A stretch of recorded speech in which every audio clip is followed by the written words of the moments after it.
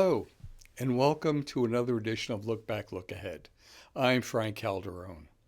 Last week, ending September 12th, the major stock indexes gained as investors were optimistic that interest rates will be lowered this coming Wednesday due to last week's economic data. The Producer Price Index, which measures the change in prices that producers receive for their output, came in weaker than expected in August, with services prices leading the decline. The Consumer Price Index increased to more than expected 0.4% in August, 2.9% year over year. Food, gasoline, and energy prices increased, along with the increase in shelter prices, which represents a third of the index. Initial jobless claims increased by 27,000 to a total of 263,000 for the week ended September 6th.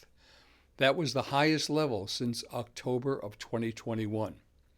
And finally, the Consumer Sentiment Index recorded its second consecutive decline, driven by a 7.3% drop in consumer expectations. Year to date, the Dow is up 7.7%, the S&P is up 11.9%, and the Nasdaq is up 14.7%. The yield on the 10-year U.S. Treasury bond is 4.06%. Oil closed at $62.51 a barrel. Gold closed at $3,644.26 an ounce, with silver closing at $42.20 an ounce.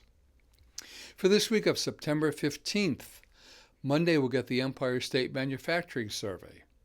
On a busy Tuesday, retail sales, the Import Price Index, industrial production, business inventories, and the Home Builder Confidence Index all will be reported.